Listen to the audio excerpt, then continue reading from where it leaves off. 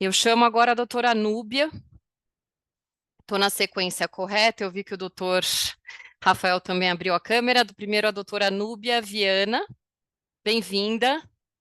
Ela é graduada em Medicina pela Universidade de Brasília, MBA em Gestão de Serviços da Saúde no INSPER, professora convidada na Faculdade de Medicina da USP e no Instituto Israelita de Ensino e Pesquisa Albert Einstein, é consultora em projetos na NV Healthcare Solutions e desenvolve projetos para a saúde digital. Ela vai falar sobre a jornada das mulheres com câncer de mama e de útero no Brasil. A sua fala é de 10 minutos. Muito obrigada. Bem-vinda.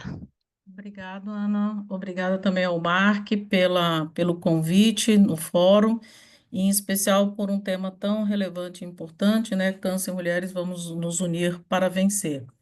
E, em especial, eu tenho uma apresentação também, não sei se já pode colocar, de qualquer forma eu consigo conduzir aqui, sobre essa perspectiva, então, de jornada de mulheres com câncer de mama e de útero no Brasil. Eu vou trazer uma ótica, né, sobre a ótica da importância da disseminação de dados abertos na saúde e seus impactos. Tanto se falou aqui do processo de acompanhamento dessas pacientes, de uma melhor gestão, de um uso de recursos de forma racional, né? Então, eu entendo que sobre a ótica também de disseminação, a gente pode tomar decisões baseadas em dados e procurar qualificar ainda mais esses dados, né? Pode passar, por favor. A gente vai colocar sobre 3 óticas: a importância, a qualidade e depois alguns exemplos práticos. Pode passar? Sobre a ótica da importância da transparência em dados abertos, trago aqui 4 perspectivas. Uma já foi falada, né? O quanto que a gente ter a cultura baseada em dados, né, o data-driven, ela pode trazer influências positivas, e uma das primeiras influências são nas formulações de políticas públicas, né, garantindo que, de fato, elas estejam mais alinhadas com a necessidade da população. E como foi falado, né, o Brasil, eu costumo falar que o Brasil são vários Brasis, né? Então, essas necessidades da população, elas variam de acordo com suas características regionais, né? A gente teve exemplos aí importantes de acesso aberto aos dados durante a Covid-19, onde a gente pôde fazer um acompanhamento mais próximo dos novos casos, da incidência e a prevalência, junto com a mortalidade, permitindo que os pesquisadores pudessem desenvolver modelos de previsão, por exemplo, alertando sobre necessidade de dimensionamento de recursos, né, como leitos de UTI, os ventiladores e a tomografia, em especial aqui no Brasil, a plataforma do Brasil I/O, que foi mantida por voluntários. Então, veja como é importante a questão de ter acesso a esses dados, obviamente passando pela qualificação desse dado para apoiar decisões como, por exemplo, o dimensionamento de recursos. Também tem se falado muito aí na questão da transformação da saúde digital, com a criação, a institucionalização da CEDIG, né? Nesse processo de digitalização na saúde. E volta esse assunto de dados abertos também funcionando como catalisadores neste processo, né? Porque acesso ao dado, sem sombra de dúvida, permite desenvolver modelos que possam trazer, entre outros benefícios, melhoria tanto no processo de eficiência operacional, como o uso de recursos de forma racional, né? Para a conta fechar, né? Em prevenção, promoção, diagnóstico e tratamento, né?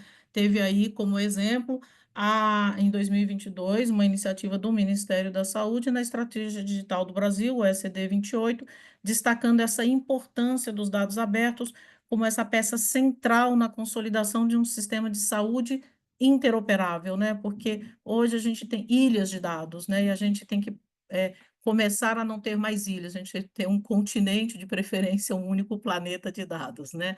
Próximo. Com relação ainda, se falou aqui, né, a importância em se entender essas desigualdades regionais, porque elas existem, elas são um fato, né, e como priorizar esses investimentos, né, de tal forma que a gente possa traçar aí identificação de vulnerabilidades locais, orientando a destinação desses recursos, né.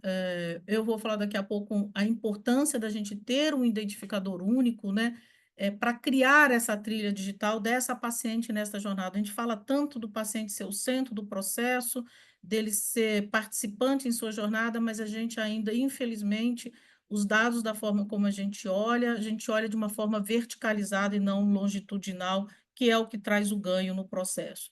Houve iniciativas positivas, né? A gente sempre vê que quando a gente tem acesso ao dado, a gente consegue fazer ações importantes. Outro exemplo, né, foi o do Covid, na mapeamento aí através da Fiocruz, de áreas prioritárias de vacinação nas regiões norte e nordeste do país. E não menos relevante que, ainda mais na jornada de câncer, especial aqui da nossa discussão do câncer de mama mais afetada, a otimização na logística de medicamentos, né? Eu acho que talvez esse seja um dos pontos mais sensíveis com relação a dados abertos, mas entender essa logística e suas etapas, de onde ela acontece, desde a aquisição. Aqui eu coloquei até a dispensação, mas é óbvio que a gente tem que chegar até a administração desse medicamento, a paciente recebendo seu tratamento no momento certo e na hora adequada. A falta de dados acaba toda essa logística, toda essa distribuição sendo muito sensíveis às falhas de informação.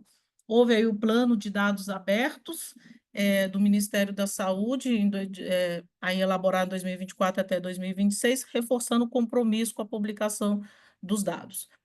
E tudo de forma matricial, a importância da colaboração entre os setores, né? Não podemos mais ser o setor público e o privado, temos que ser o único setor, temos que ser o único sistema de saúde, né? De tal forma que a gente possa realmente somar esforços, tornando o sistema muito mais colaborativo e eficaz. Próximo. Colocando aí, como eu tinha colocado, esse ponto do identificador único, né?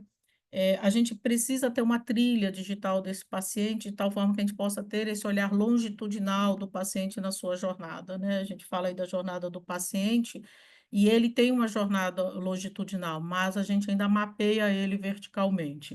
Há um conceito que não é novo, que é o Master Patient Index, o MPI. Aqui no Brasil pode ser traduzido pelo Cartão Nacional de Saúde Master ou algum outro identificador único, mas o ponto é o quão fundamental é essa identificação permite com que haja essa trilha de tal forma que a gente saiba aonde ele está e que serviços ele está demandando, se a cobertura está adequada, se não está adequada. Incentiva a inovação tecnológica, né? Não há dúvida que um identificador único ele se torna uma peça essencial para aprimorar cada vez mais a qualificação do dado. Eu costumo falar que o dado ele é imperfeito por natureza. Para isso, a gente precisa sempre estar aprimorando. E se falou aqui das linhas de cuidado, eu não tenho dúvida da importância de dados numa linha de cuidado, em especial uma linha de cuidado da oncologia. Próximo. Quando a gente olha do ponto de vista da qualidade, pode passar. Aqui eu vou destacar dois pontos importantes, tanto com relação ao diagnóstico quanto ao mapeamento de pacientes de risco, né? Na cultura do data-driven, isso é um conceito comum no mercado, né? A cultura baseada, a tomada de decisão baseada em dados, e aqui eu trago alguns elementos que culminam aí com um acompanhamento eficiente do paciente, né? Passando por estudos de ter acesso a dados, e hoje, com as tecnologias que a gente tem, como a inteligência artificial, a gente pode trabalhar com dado estruturado ou não estruturado. Não estruturado, a gente teve experiências aí muito fortes com o uso de trabalhos em imagens, mas dado também é som, dado também é vídeo, dado também é texto, né? E mapear todos esses pontos com relação a dados que possam afetar o diagnóstico, por exemplo, como se colocou aqui, precoce de doenças como câncer, em especial aqui como câncer de mama.